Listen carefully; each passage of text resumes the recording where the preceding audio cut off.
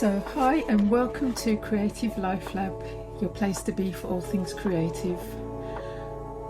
And I wanted to talk about studying. I mean, I've been a student and I've studied for a few years, and I know and appreciate how hard it can be trying to fund your education without debt.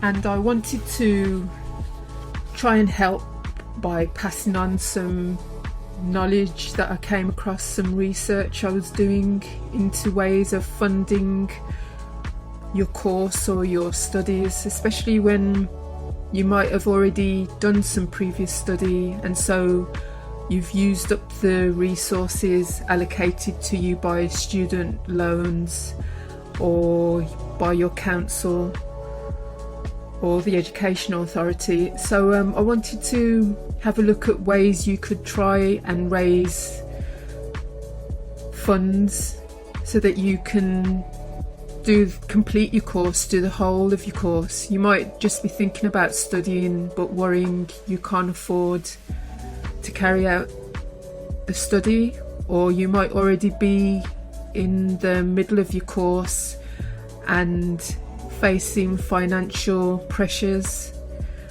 So I hope this will be of benefit to you. So today I just wanted to look at mindset, really. So either you're on your course or you're looking to get a place on your course and you need the right mindset. I mean, getting on your course is an exciting time. Financial, it's independence, it's maybe time away from home for many of you. And with all that going on, your head's not thinking about finance. Only those who are really prudent will be thinking of how this will impact them in their financial future.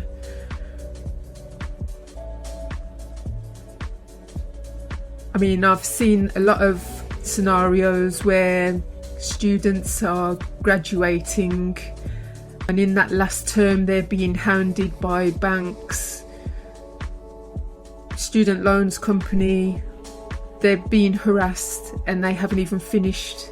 They're in their final year, they haven't even finished the course yet. I definitely was witness to that, and my own experience as well of finishing my course and just being continually harassed first month of finishing by those organisations.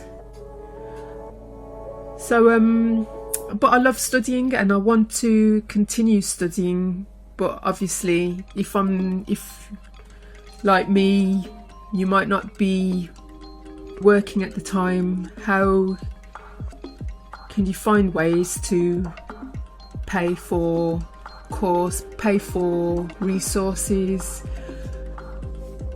and any other funding that you need? So before we even start talking about funding, we're going to just look at getting on your chosen course and what's needed to do that.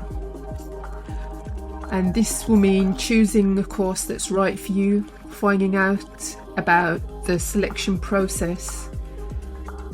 I would like to add, do you know what part of the country you want to study in? You might not know the college or university, but you might have an idea whether it's in the north or the south, in the middle. Do you want to study in a small town or in a big city?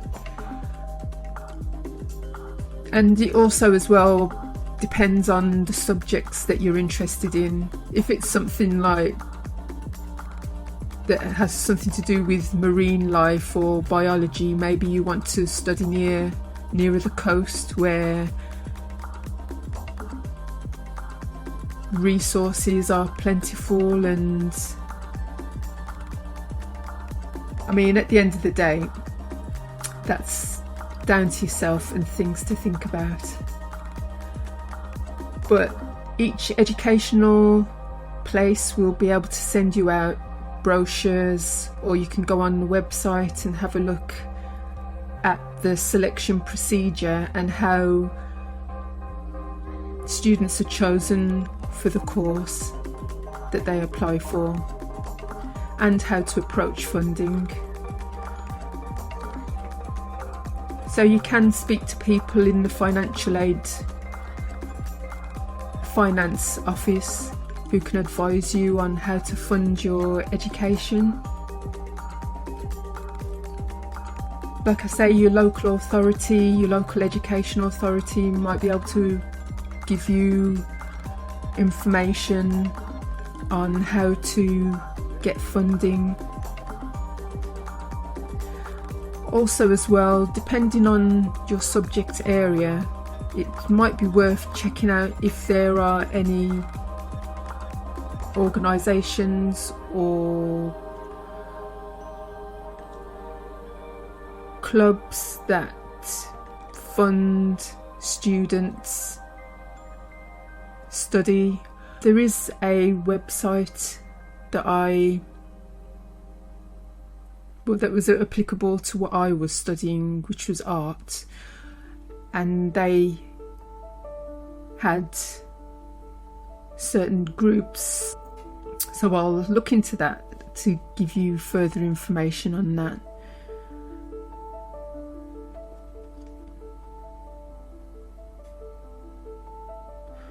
But definitely give your LEA a ring, find out if there's any grants available before you even get a definite offer for your course study.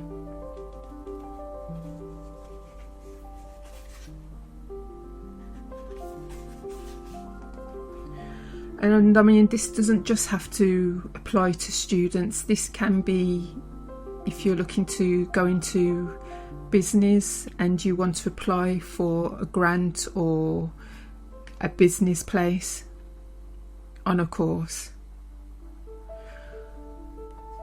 So once you've applied and once you're shortlisted for an interview, we'll try and find out as much as possible about the subject and the course provider, the costs involved, and how you intend to pay for the course. Like I say, if you've already studied before and received a grant or loan, you might not be eligible for further funding, but don't be put off by this. In fact, this podcast is for those types of people. Once you've studied a degree or higher education course, you're not able to re-study at that level again and receive financial support from student loans and in some cases your local authority. There are sometimes ways around this, and one tip is if you are moving out of your borough. So say you live in Scotland and you want to study in London. If you move to London, you might then be able to apply to that local authority and gain any grants on offer, but that won't be applicable to the student loan. And the same for if you live in any other part of the country. If you relocate to another borough entirely, you might be eligible. Once you can prove you've been living there for a period of time, you might be eligible to apply to that authority and be able to access any grants or bursaries that they may offer.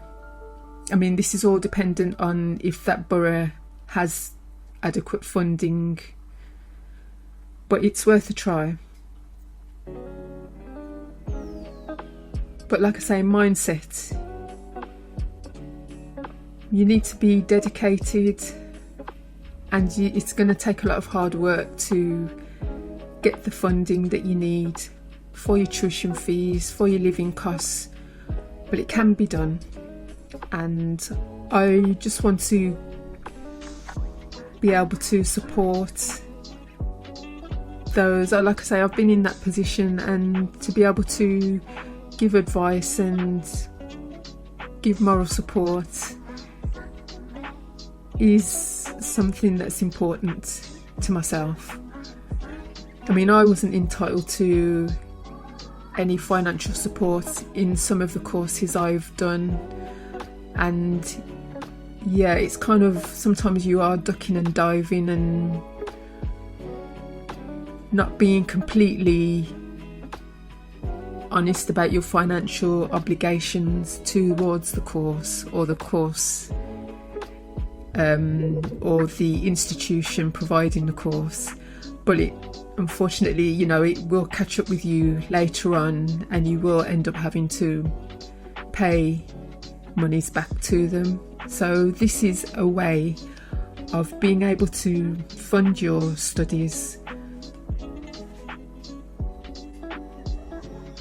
without, I mean, you're working already, and that money is for you to live on, for you to eat, for you to, you know, buy the things that you need. So I'm looking at an alternative way of gathering an income that will pay for tuition fees and any further funding that you need for your course, living expenses, travel, and this is all through fundraising.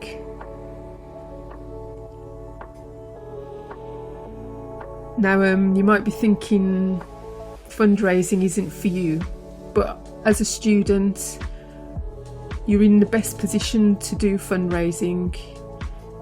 If, like me, as soon as you get on your course, you're going to join a student union, who are ambassadors of fundraising, really, when you think about it. So all you need to do is kind of adopt and adapt student unions' ideas and practices, but just for the benefit of paying for your course, paying for your expenses. So we're just going to look at it like that, if we can do. And anyway, I'm going to leave it here for now, keep it short and sweet. But the next time I speak to you, it will be about how to get the proper mindset that you need to turn yourself into a fundraiser, in order for you to approach maybe employers or professionals within your subject area who can help you raise up to 40,000, even more. I mean, when you put it like that, you probably won't get the money from just one person, but we'll look at different ways, i.e. fundraising strategies, where every little will add up. So thank you for listening, and I hope it's food for thought, and I hope it will, at least, even if you're going through a difficult patch financially, maybe this will just give you some ideas of how you can get out of that sticky kind of financial situation. It'll give you some ideas just until you're back on your feet and able to get back to normal ways of funding. It's a good arsenal, it's a good resource to have in your back pocket for you to turn to and know how to utilise, because it's no fun really having to be overcautious when this is supposed to be an exciting time of your life, a time where you get to learn about yourself, learn about the world. I mean, yeah, maybe you want to take a year out, maybe you're a bit stressed and you want a bit of time out, you want to travel, this could also be a good way of doing that and still keeping it related to your studies. So yeah, thank you for listening, and I'll speak to you next time. You've been listening to Creative Life Lab, the place to be for all things creative.